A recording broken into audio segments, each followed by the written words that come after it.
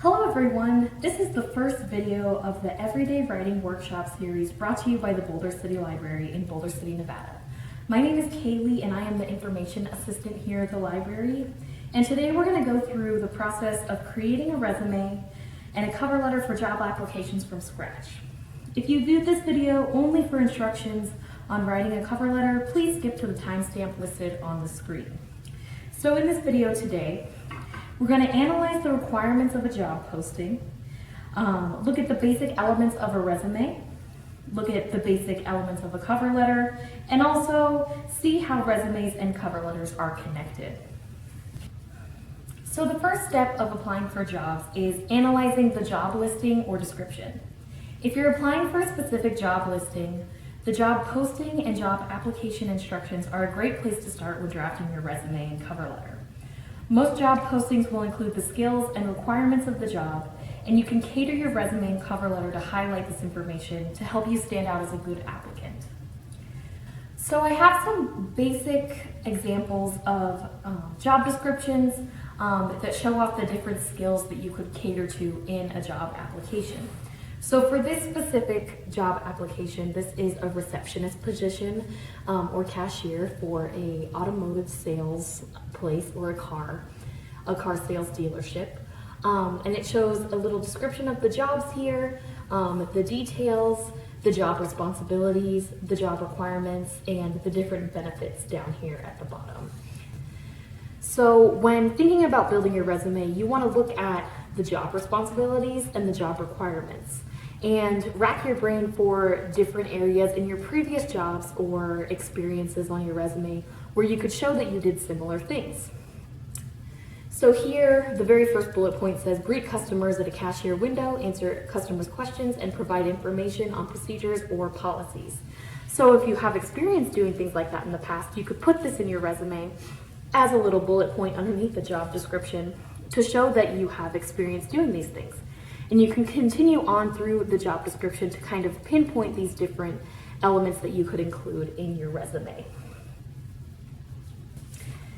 Similarly, here is another job description for Railroad Pass and Hotel and Casino here in Boulder City.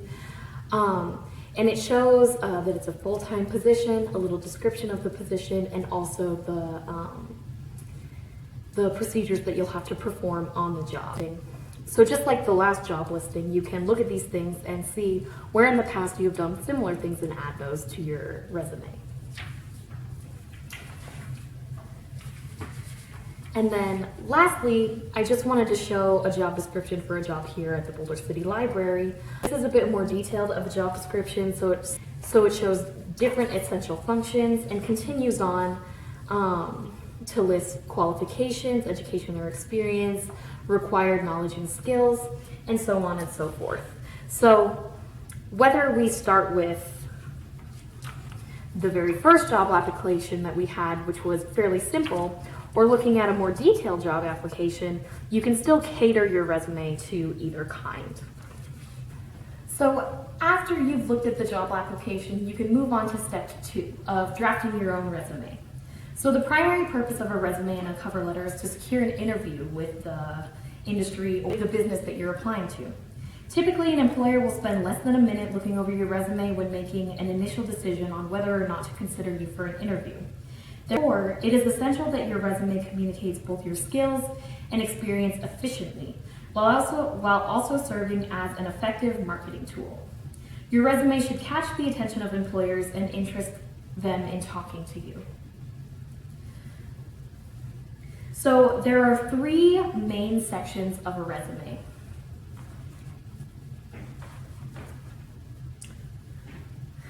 The 3 main sections of a resume are the heading, education, and experience. So when we talk about the heading of a resume, this is where you include your name, your address, your phone number, email, and also if you have a LinkedIn profile, you could put your LinkedIn URL here as well.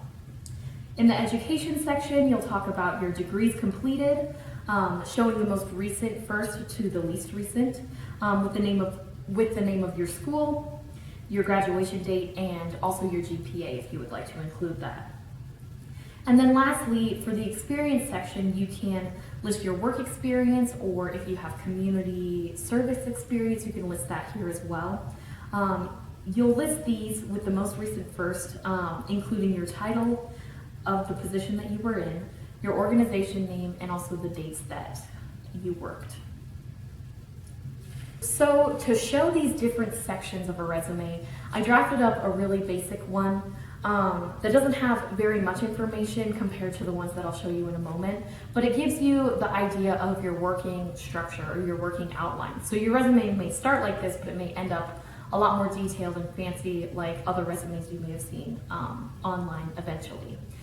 So this resume has a heading, so the person's name, their email, their phone number, and also their address here. I just put Boulder City, Nevada, since I didn't want to make up a full address. And then they placed their education experience, their work experience, and then added some certifications and skills. And we'll get to that part in a moment.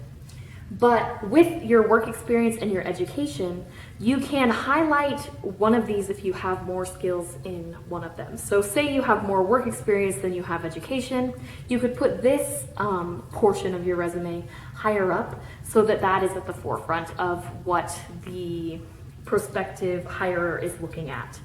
But say you have more education experience, you can put more details about your education experience and have that at the forefront of your resume. So this is a sample resume that I found online, and you can see that this one is filled out a little bit more. This person adds just a simple heading at the top with all of that information that we spoke of before. They add an education section as well as a professional experience section, but then down here they also add a volunteer experience section. So that is an additional section that this person added. But something to note as well, under each of these different additions to the resume that this person added, they added little bullet points describing what they did in these positions. So that's a really good way to start to copy or draw inspiration from the job description like we spoke of before. If something says you need experience working a cashier or experience working with customers, this is where you can say, when I was in this position, I had experience with cashiering, or I had experience working one-on-one with customers frequently, and so on and so forth. You can also amp up the visual appearance of your resume as well.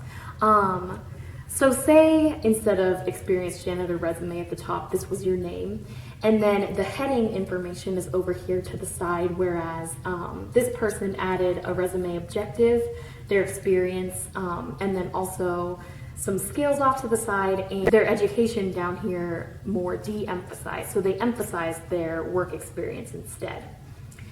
I wanted to show this example too because this resume has a resume objective. So a resume objective describes why you're applying for a job and why your skills make you qualified for the job. So this is a really good thing to add if you're not writing a cover letter, so that your resume can speak for itself and kind of narrate itself in a way. But this is just an idea of rearranging your resume to make it a little bit more visually appealing if that's what you would like.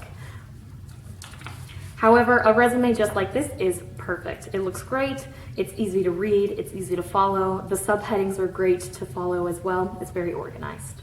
So from these examples, you could see that there are some additional sections that you can add to your resume. This can include accomplishments and honors. So for example, this one shows awards that this person had achieved. It can show skills, which a lot of people add in a little skills section as well. These could be soft skills or hard skills. You could also put here relevant coursework, any presentations that you've done, any publications that you've had, or volunteer experience as well. Sometimes if you don't have a lot of work experience, if you're a younger person creating a resume, volunteer experience is where you can kind of beef up your resume a little bit more.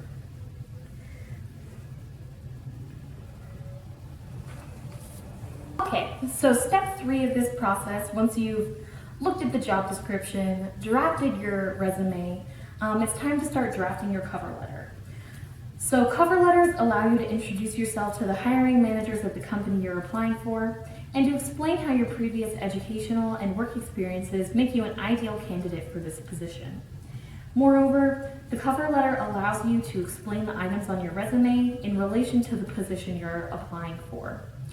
So some of the formatting basics to a cover letter are to try to keep it to a single page, using a business letter format including text flush to the left, in addition of the date and the company's contact information, selecting a professional font consistent with your resume, and always using spell check.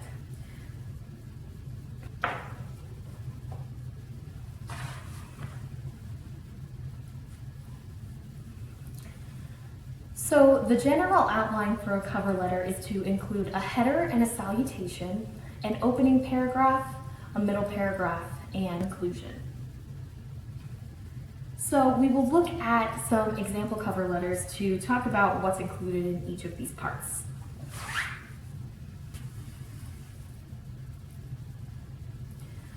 So here's the sample letter that I found online that we'll use to talk about these different parts today. So for the header or salutation, that is this portion here that includes the date, who you're sending this letter to, and also the opening salutation. So you'll always want to use a similar header to your resume. So if you, for example,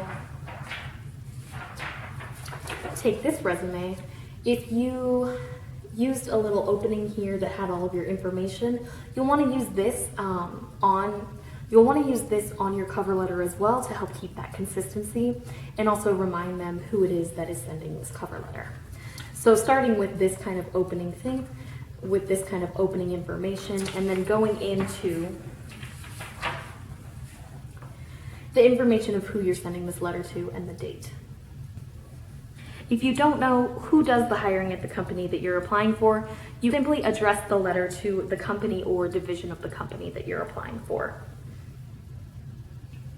For the opening paragraph, you'll want to hook your reader's attention and show them that you may be excited to apply for this job, that you think that you would be a good fit for this job in some way.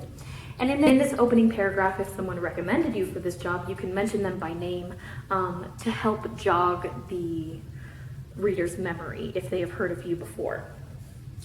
In the introduction, you'll also provide an introduction for the context of your application, maybe the reason why you're applying. You may have just gotten a degree or you have relevant experience in this field, and you can state that here. It's also important to state your interest in the company or position. Instead of focusing on what the company can do for you, you can emphasize what you can contribute to the company in this opening paragraph. So in middle paragraphs, you can go into detail about each skill, strength, and experience that you introduced in your resume. And for example, you can illustrate an example and apply it to how you can work within this company using those skills. So just like we talked about in job descriptions, if they have a certain job description, like using a cash register, you could say, I worked at Starbucks Coffee Company and I used a point of sale system frequently every day, and this is how I can benefit your company as well. And unlike your resume, you can elaborate and go into more depth to provide context on how your different experiences relate to this new position at a company. So then in the closing paragraph, it's always good to thank the employer for their time and consideration of your application, reiterate your interest in the company, and invite them to follow up or contact you regarding an interview. Normally this is a good move to assume in your letter that you'll get an interview because it shows even more interest in the company. So to show a resume and a cover letter working together in action, I brought my resume and cover letter that I used to apply for my first position at the Boulder City Library. So you can see it's kind of, I redacted all of my specific information, but you can see that it is pretty clean. It has wide margins so that I could fit more since my resume kind of goes on to a second page. But with this resume specifically, I have those bullet points talking about the specific experiences that I had. But bullet points only tell so much. So in my cover letter, I wrote that someone recommended me for this position. I thanked them for considering my application. And then I explained some of my work experience and then some of my educational experience. So if you have a lot of work experience and a lot of educational experience, you could split this middle section up into 2 paragraphs and describe how you can use these different skills that you learned for the company. And this is a nice way to keep it clean, to separate work experience from educational experience. And then for another example here, I ended this again with my enthusiasm for working with the Boulder City Library, working with patrons, and then also said, I look forward to meeting you to discuss this position. So kind of referencing that I would love to come in for an interview as well. And then ending with a best regards and then my name. If you are in a physical application, this is a great place for you to leave a space and then add your signature between your best regards and your typed name. But if you're submitting online, you don't have to add this space since you won't be able to sign electronically. Unless you have a MacBook, I think they have specific settings that allow you to do so. So if you can, go ahead and do that. So now that we're getting towards the end of the video that we've talked about resumes and cover letters already, I wanted to stress the emphasis of reviewing your own work.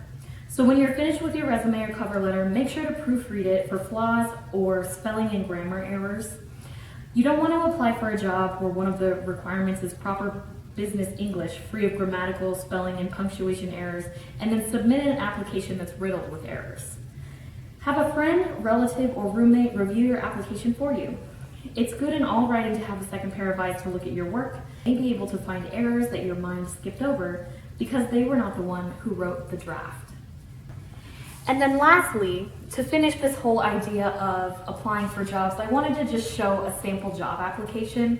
So you may have written your resume and you wrote your cover letter, but you still have to fill out a physical application or an application online. So this is almost like paperwork at the doctor's office. You just have to fill out all of your information to give them to your future employer. But also I wanted to note that if you're applying for a job online, you may upload your resume and cover letter and then the website automatically generates your information into the job application for you. But you want to make sure that all of this was converted correctly because sometimes technology doesn't always work the way we want it to and it gets a little wonky.